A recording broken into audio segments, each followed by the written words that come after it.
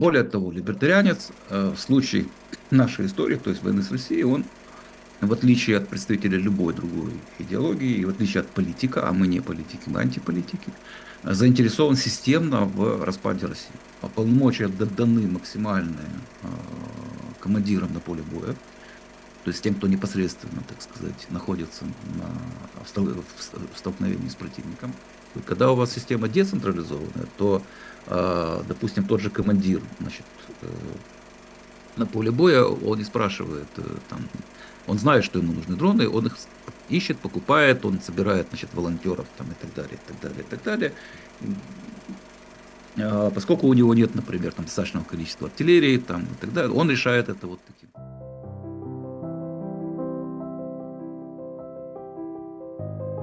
Сегодня поговорим на такую тему. Я вот подумал, почему бы не сделать такой, а, скажем так, ну, своего рода интеллектуальный эксперимент, да, своего рода провокацию на тему, как бы я выиграл войну. Потому что, ну, скажем так, вхождение в либертарианцев, нахождение, точнее, либертарианцев во власти уже является прецедентом, да, то есть это есть вещь, свершившаяся в лице товарища Миллея, вот, который, ну, как бы классический либерал, ну, радикальный классический либерал, то есть, ну, практически без там 5 минут это либертарианец. Вот, поэтому можно порассуждать на тему, как бы, вот я, например, ну, я это условно я, то есть любой из, скажем так, либертарианцев украинской школы, назовем это так, вот, оказавшись у власти, выиграл бы эту войну. Вот, потому что я не сомневаюсь, что это было бы именно так. Вот, то есть, когда я буду говорить я, еще раз, это надо подразумевать как бы любого человека, который, так сказать, ну, может быть вместо меня, да, то есть тот, кто в курсе, тот, кто знает, тот, кто, так сказать, подкован, причем определенным образом, поскольку тут у нас за некоторое время сложилась вот своя, так сказать, определенная, ну, тусовка, не тусовка, но как бы набор людей, у которых взгляды, так сказать, в ходе там уже многочисленных дискуссий, обсуждений, они достаточно близки и понятны друг другу, да, вот, поэтому под «я» мы имеем в виду такого человека, скажем так, вот.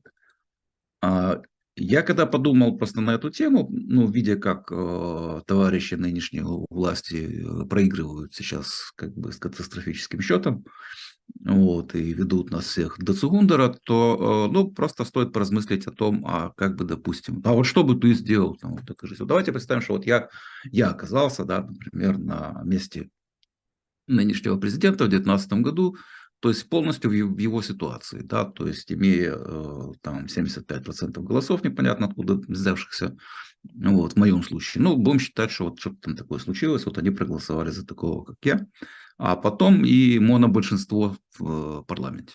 Вот. В чем принципиальное отличие либертарианца, который каким-то, значит, непонятным макаром очутился в такой ситуации, но очутился, да, от любого другого? В том, что он категорически не зависит от системы, первое, и от политических раскладов, второе. Это полностью развязывает ему руки и не, вернее, позволяет ему делать те вещи, которые политик, вот даже на примере Милея мы сейчас это видим, делать не может. Вот, либо он должен там рассчитывать на что-то, или еще, так сказать, торговаться, там, еще что-то делать. Потому что, как мы говорили, либертарианец, почему у меня руки развязаны? Потому что либертарианец приходит к власти один раз.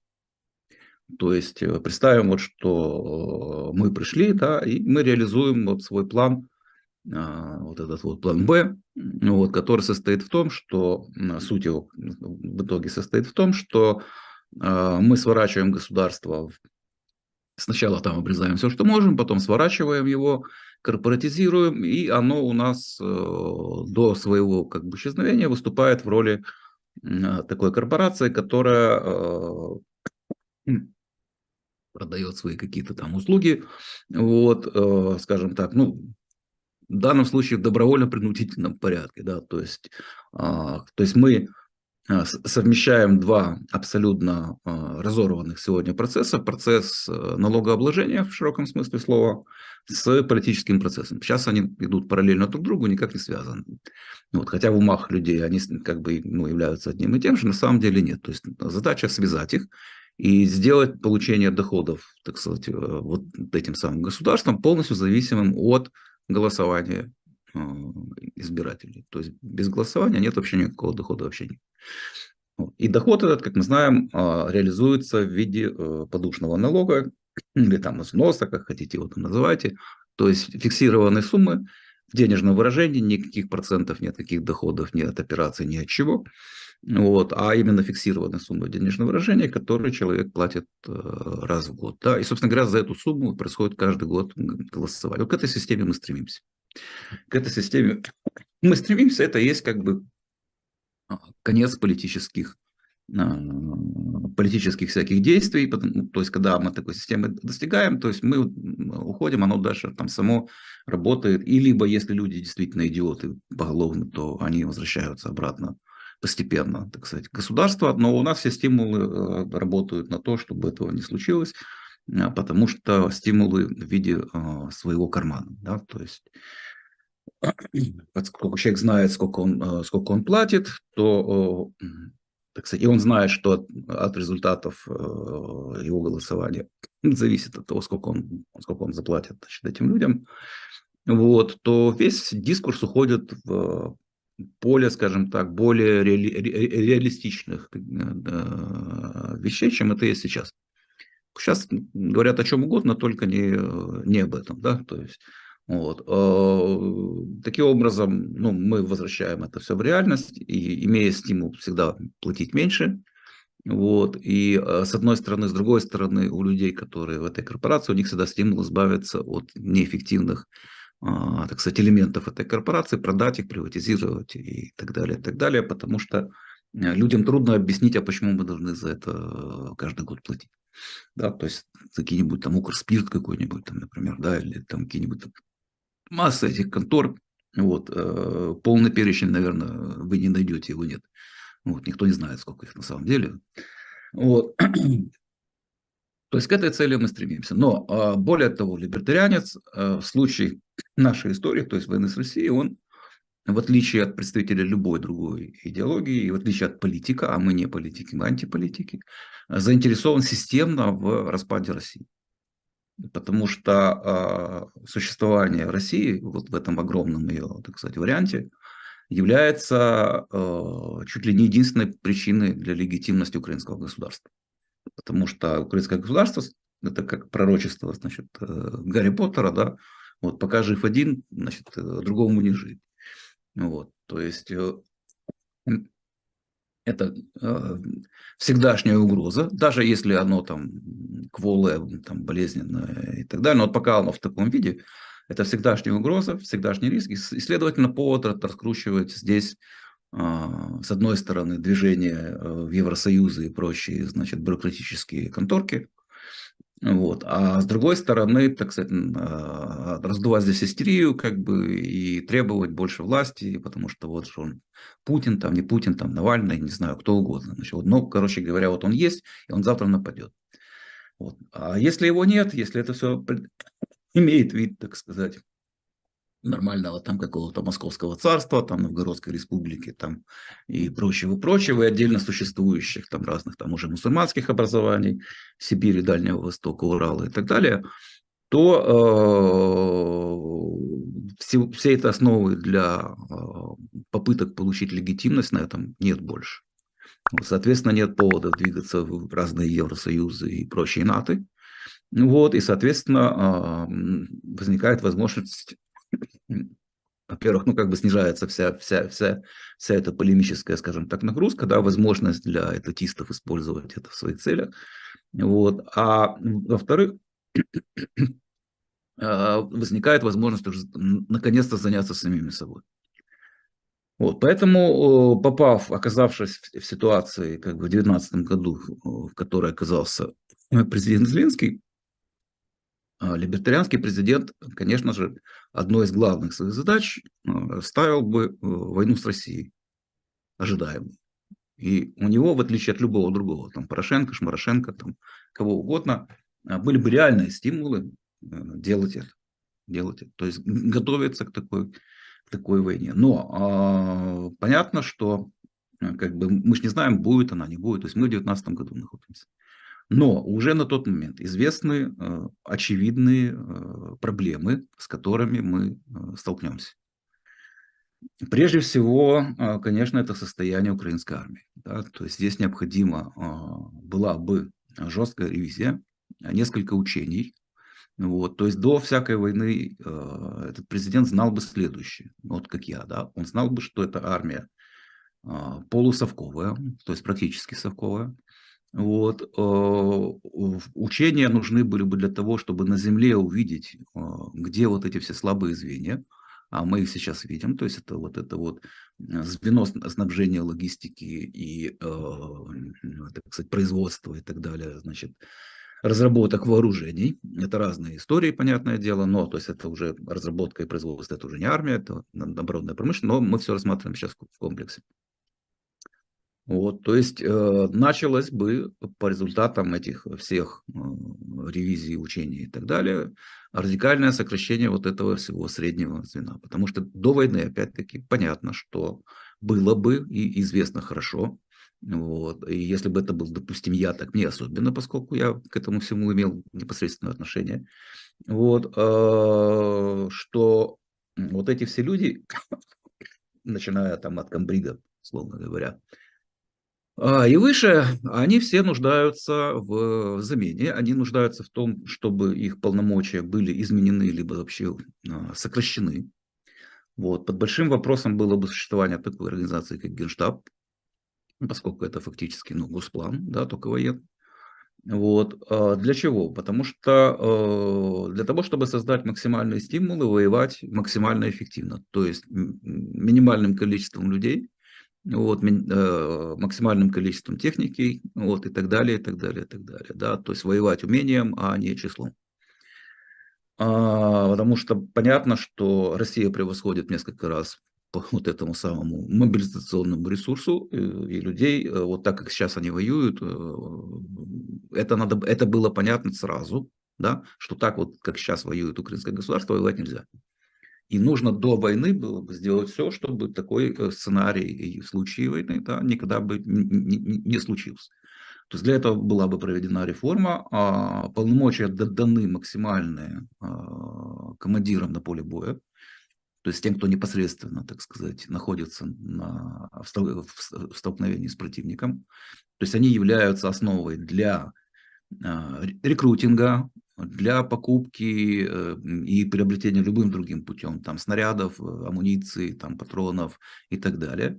То есть каждое такое подразделение – это самостоятельная единица, которые объединяются, если надо, между собой для решения там каких-то задач и так далее, плюс специализированные подразделения, которые, ну, в виде там, допустим, тяжелой артиллерии, возможно, танковые какие-то там подразделения, ну, конечно, авиация, потому что авиация не может быть приписана к какому-то батальону там и так далее, да, то есть это уже и ПВО тяжелое, которое тоже не может существовать таким образом. Все остальное, оно должно так или иначе иметь непосредственную как бы связь с вот этими людьми, которые здесь непосредственно на поле боя занимаются войной.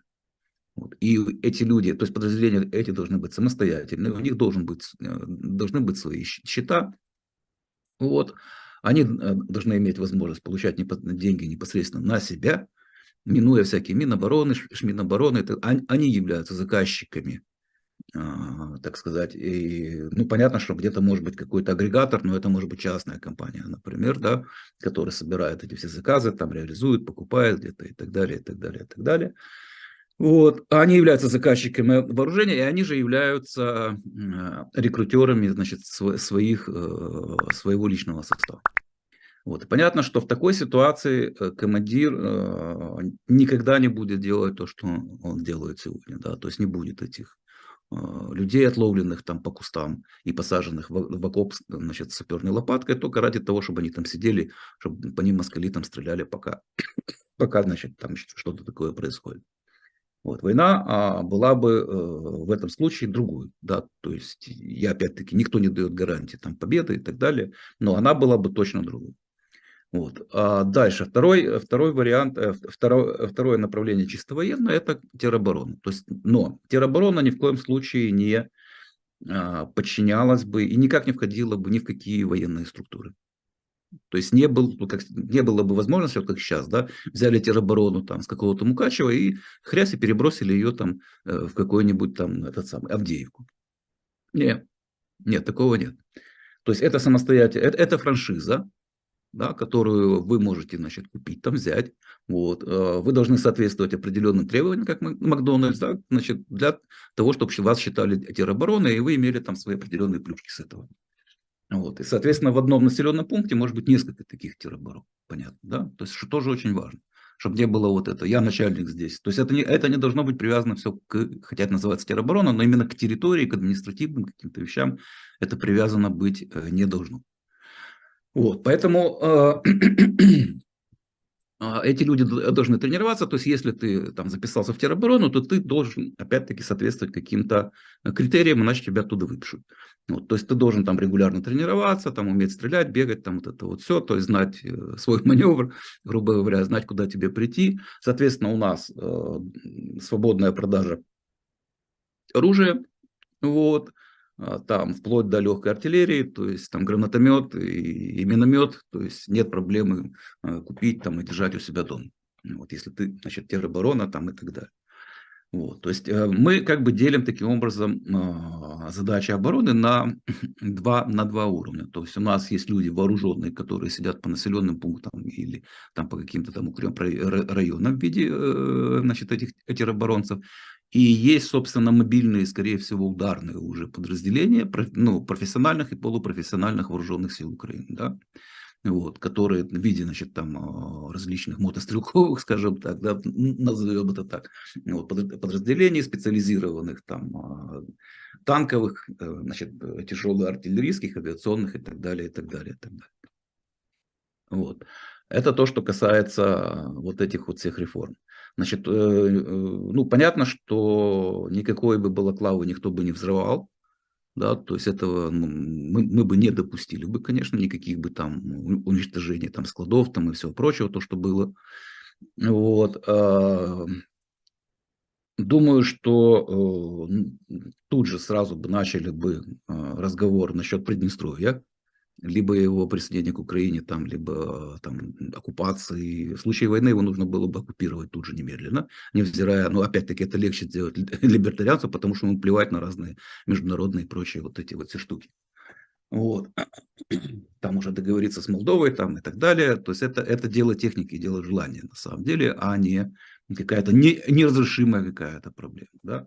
То есть параллельно с этим, конечно же, началась бы, ну, она бы потом прошла бы естественным образом, чистка там различных вот этих вот всяких там агентов, которые работали, как мы выяснили, уже потом после начала войны на Россию прямо, то есть те, кто там разминировали там этот самый Чангар и так далее, и так далее, и так далее. То есть этого бы, скорее всего, ничего бы не было. Тут очень просто, на самом деле, надо понимать, что люди, скажем так, которые имеют уже генеральские погоны, как правило, они являются однокашниками, значит, своих российских таких же коллег. Они все учились в этих академиях, вот, они все там, как наш товарищ Залужный, значит, там выражал свои почтения товарищу Герасимову и так далее, они все хорошо друг с другом знакомы. Вот, и, конечно, с ними надо было бы как-то там разбираться, и чтобы этого не было. Ну, чтобы этого, конечно же, не было. Что касается, то есть, еще уже закончим уже дальше именно с военной составляющей всего этого дела. То есть, ну, я бы, по крайней мере, до этой войны, то есть, переживал бы по поводу вот такого сценария, что сценария, так сказать, удара одновременного с севера и с юга. То есть надо просто посмотреть на карту, там это хорошо видно, например, если вы проходите из Крыма одновременно вот там в районе, условно говоря, там Житомира и так далее, туда на юг, вот Винницу, вы можете, значит, вот таким ударом расчленить Украину на две части, и если вам удастся, так сказать, удержать этот коридор, вот, то, собственно говоря, война выиграна. Поэтому основные бы усилия были бы направлены на то, чтобы такой сценарий не допустить. Соответственно, южное направление было бы очень важно. Да? Почему? Потому что удержание, допустим, русских в Крыму, это не просто, так сказать, недопущение вот этого сценария, да, одновременного удара с юга и севера, вот, которая бы закончила бы войну, вот, в том числе и это, допустим, вытеснение русских из Крыма, потому что если вы удерживаете, так сказать, вот эту территорию перед Крымом, вы можете оттуда потихоньку выкуривать, значит, из Севастополя этот самый сраный флот. Вот, потому что он находится уже в пределах досягаемости как бы, ваших средств поражения. Ну и, соответственно, крымские аэродромы, там Крымский мост и так далее, и так далее, и так далее. Вот. И тем самым через какое-то время Крым просто перестает быть вот этим вот плацдармом для вторжения. То есть, но вам достаточно удержать удобные очень, в принципе, рубежи.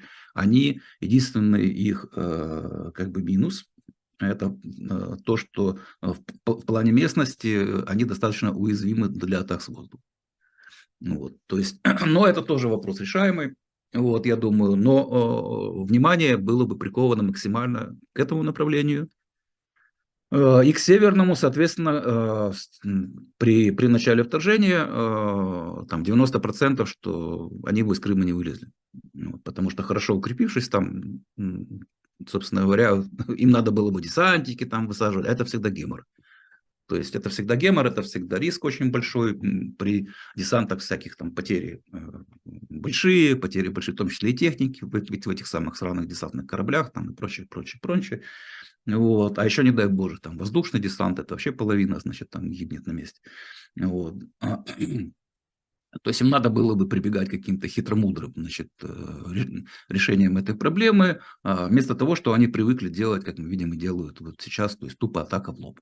Вот тупо, вот пускай в Крыму там атакуют из Крыма, значит, через Перекоп лезут в лоб, я хочу на это посмотреть. Вот.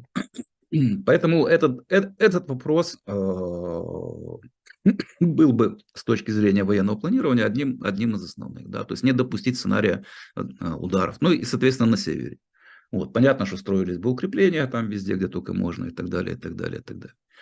Вопрос, ну и понятно, что тут же бы началось, там, был расформирован Укроборонпром, это опять-таки все было ясно до войны. Я имею в виду, ну, не до 2014 года, да, то есть когда, а вот до вот этой вот, до активной стадии, все эти проблемы были очевидны.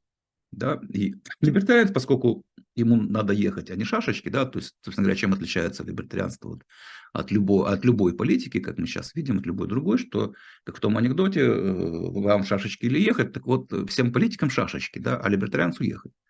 Ну, то есть там нам надо решать вопрос, а не устраивать политическое шоу вокруг него. Вот.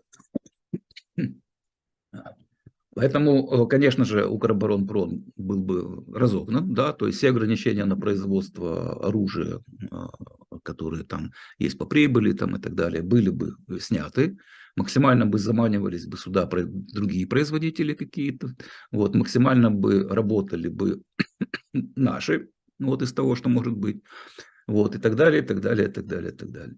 То есть два критически важных момента для нас. То есть это опять-таки сразу было понятно до войны. Это ПВО тяжелое и авиация, да, которых явный недостаток. То есть с этим надо было бы что-то делать. Вот, и началась бы в ответ на решение этой проблемы закупка оружия на Западе. На Западе, на Востоке, где хотите, да, то есть там у тех же арабов есть эти патриоты, например, да, то есть можно было бы там, если бы те отказались, можно было бы у них там, в общем, где угодно, скупка, именно потому что нашу нынешнюю власть ее, грубо говоря, развели.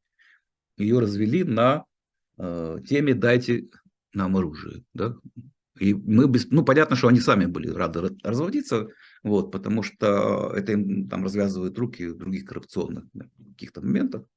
Вот. Я бы никакого оружия не просил, я бы его покупал. Я бы покупал. Да, то есть не надо нам ничего давать. Нет, если даете, пожалуйста, мы охотно возьмем бесплатно, ради бога. Вот. Но ставка только на покупку. Там, с отсрочками там, или аренда, или любые другие варианты, но не дайте нам, пожалуйста. Потому что если дайте, пожалуйста, то могут не дать. Как сейчас происходит, да, то есть все бегают, руки заламывают, ну ничего не дают, нормально. Ничего, они бедненькие, истекают кровью, нет снарядников у них, ай-яй-яй, что це робиться, людоньки. Вот. То есть такого бы, конечно, не было, да. Ну, тут еще есть такой момент, то есть я бы не сильно рассчитывал, на самом деле, на производство внутреннее, допустим, там достаточно технологически емких там каких-то там вооружений, потому что оно может быть уничтожено ракетами, не имея как бы закрытого неба. То есть первая гарантия должна быть это закрытое небо, да. А когда оно у вас есть, или вы понимаете, что оно будет, ну, вот, то тогда вы строите. С другой стороны, пускай строим. То есть это уже такое дело, да, но это рисковое как бы, ну, достаточно предприятие, потому что без закрытого неба это всегда будет как бы объектом первоочередных атак противника, что мы, собственно говоря, видели в начале войны, когда там значительная часть предприятий украинского ВПК вот, в превентивном порядке была, так сказать, выведена из строя. А в такой ситуации на что надо было бы делать ставку? И это опять-таки известно до войны было, да, то есть никаких новостей здесь нет. Вот, вот у вас нет, допустим, там большого количества тяжелой артиллерии там, и так далее. На что вы будете делать в такой ситуации ставку? На дроны. На дроны, вот на что, на то, что до них дошло как бы вот только сейчас. Вот. И почему дошло? Опять-таки, потому что эта система централизованная, то есть до нее все очень долго доходит. Когда у вас система децентрализованная, то, допустим, тот же командир, значит, на поле боя, он не спрашивает, там, он знает, что ему нужны дроны, он их ищет, покупает, он собирает, значит, волонтеров там, и так далее, и так далее, и так далее. Поскольку у него нет, например, там, достаточного количества артиллерии там, и так далее, он решает это вот таким путем. И да, было бы массовое производство дронов по домам, по гаражам, вот, но оно было бы децентрализованное, без всяких там списков, без всякого Укрдрон, Стройпром, вот, вот этого бы ничего не было, и, соответственно, противник бы не знал, где что, то есть оно бы производилось везде. Везде мелкие вот эти разведывательные, там, короткого радиуса действия дроны действительно можно сделать на кухне. Вот. И даже мелкие дроны камикадзе, там, которые небольшое количество взрывчатки несет, но таки несет, понимаете? Вот. Их тоже можно было бы наделать там, в огромном количестве. В огромном количестве. И это была бы ставка номер один. Вторая ставка на всякие средства доставки взрывчатки уже непосредственно на поле боя, по земле. То есть какие-то мелкие роботы там, на колесиках, там еще что-нибудь такое, вот, которое бы ездило бы и, короче говоря, подрывала бы, там, лезла бы в окопы там, и так далее, и так далее, и так далее. Да, с воздуха и на земле. Вот. Если у вас много такого вот барахла, то, собственно говоря, вы можете нивелировать преимущество противников там, тяжелой артиллерии.